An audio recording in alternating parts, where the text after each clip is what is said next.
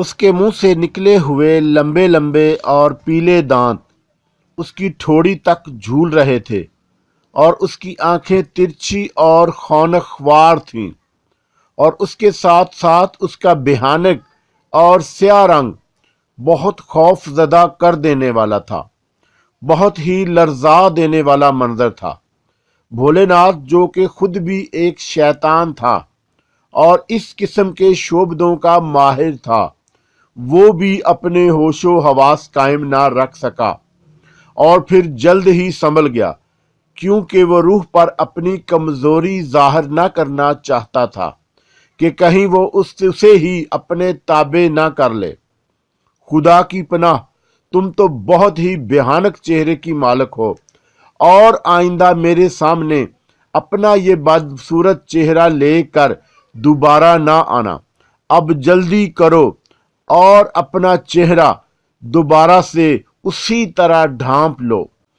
جواب میں روح نے ہنستے ہوئے اپنا چہرہ دوبارہ گھونگھٹ میں چھپا لیا اور بولی، جو حکم مہاراج، آپ نے مجھے کس کارن طلب کیا ہے؟ بھولے ناتھ نے اسے تمام حالات بتاتے ہوئے کہا، اور روح تھرکتے انداز میں لہرا لہرا کر اس کی زبانی تمام واقعات سنتی رہی، اور بھولے ناتھ تمام تفصیل بتا کر چپ ہو گیا۔ مہاراج، اس پر پر اسرار گمشدگی کے پیچھے ایک سادھو کی روح کار فرما ہے، اور یہ سارا چکر اس سادھو کی روح کا ہی چلایا ہوا ہے، جو کالی پہاڑیوں میں موجود غاروں میں سے ایک تاریک غار کی تہ میں بیٹھ کر ایک جاپ میں مشغول ہے۔ اس جاپ سے اسے صدیوں تک جیون رکشا مل جائے گی۔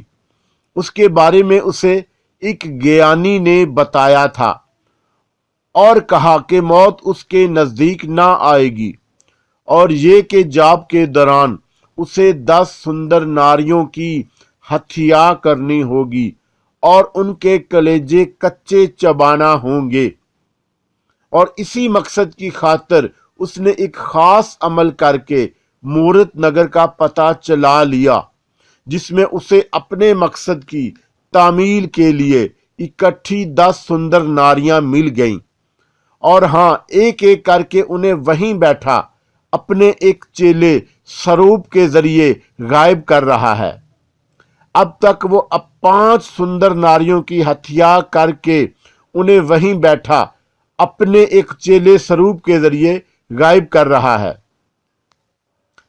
اور اگر اسی طرح وہ ہر چاند کی 14ویں رات کو ایک ایک کر کے ناری گم کرتا رہا تو پھر اس کو ہمیشہ کے لیے جیون مل جائے گا، اور وہ سنساس میں سب سے بڑا شیطان بن جائے گا۔ ناری اٹھانے کے لیے وہ سروپ کو ایک پرندے کی شکل میں روانہ کرتا ہے، اور ہر 14ویں کی رات کو اچانک آتا ہے اور سادھو کی طرف سے نشاندہی کیے ہوئے گھر کی ایک ناری کو اپنے پنجوں میں دبوچ کر لے اڑتا ہے۔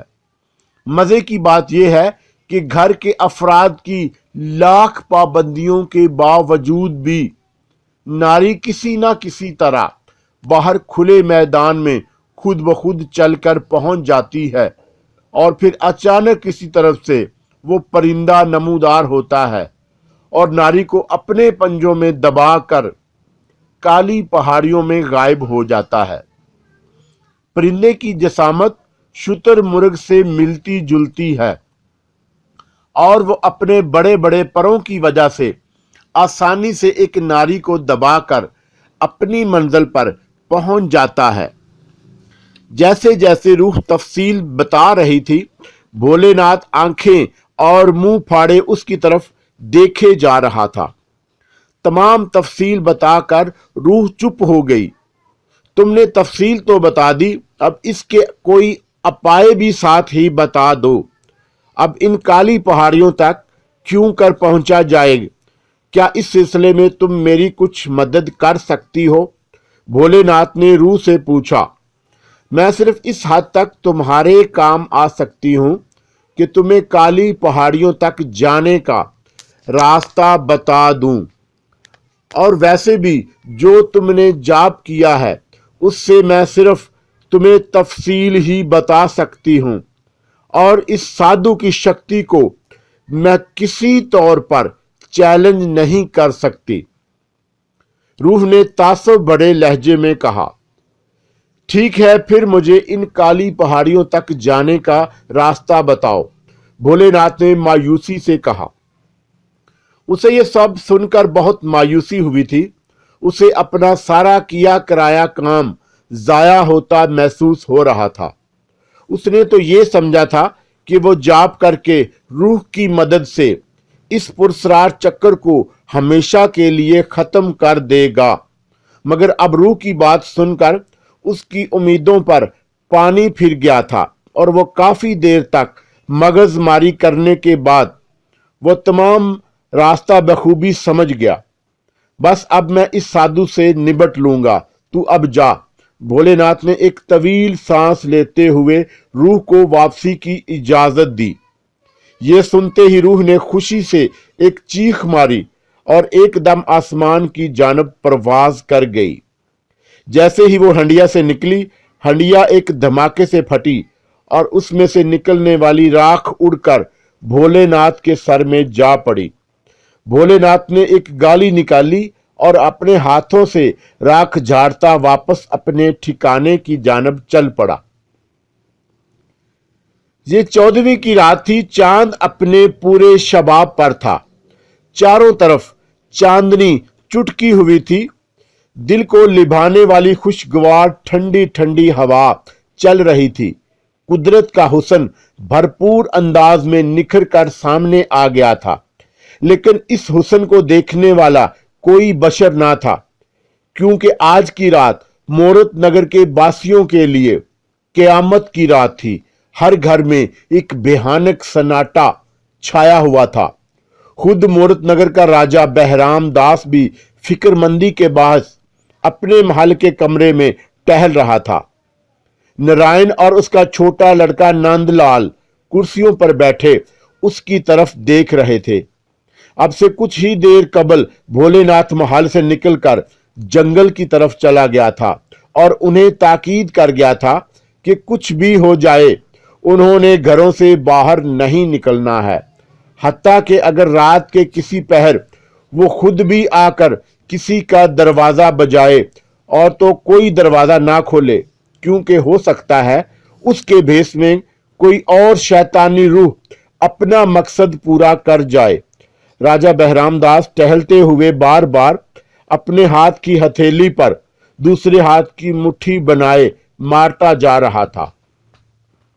उसकी समझ में ये नहीं आ रहा था कि भोलेनाथ इस पुरस्कार चक्कर को क्यों कर और कैसे खत्म कर सकेगा, लेकिन उसके साथ साथ उसे ऐशूर की सलाहियतों पर भी यकीन था, क्योंकि अब उसे कुछ अरसा कबल वो ऐशौर से अपने कुछ मसाइल हल करवा चुका था। इसलिए अब जबकि वो खुद किसी जाप में मसरूफ था तो उसने ये काम भोलेनाथ के सपुर्द कर दिया था, और उसे अब यह फिक्र खाए जा रही थी कि भोलेनाथ की शक्ति इस चक्कर को बेनकाब करने में कामयाब हो जाएगी कि नहीं, या कहीं वो खुद भी इस घिन चक्कर में फंस जाएगा। पिताजी, आप बिल्कुल चिंता ना करें। भोलेनाथ बहुत ज्ञानी हैं और ऐशौर ने किसी ऐसे वैसे मिनिश के जिम्मे तो ये काम ना लगाया होगा।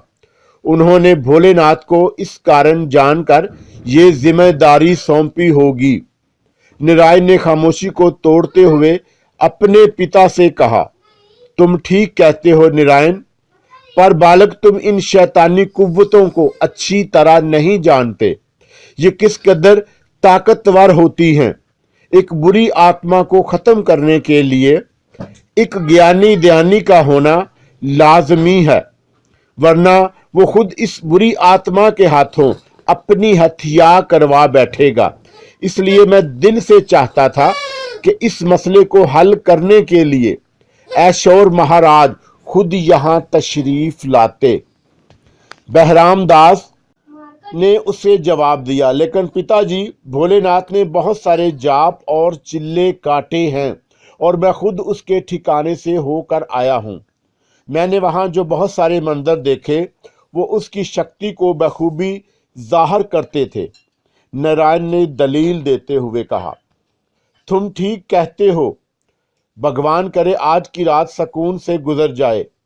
बहराम दास ने उम्मीद भरे लहजे में कहा। चारों तरफ हू का आलम तारी था। इस कदर अंधेरा छाया हुआ था कि हाथ को हाथ सुझाई न दे रहा था। ऐसे लग रहा था जैसे फिजा ने अंधेरे का लिबादा ओढ़ रखा हो। भोलेनाथ एक कड़ियल खच्चर पर सवार अंधेरे में आगे बढ़ा जा रहा था।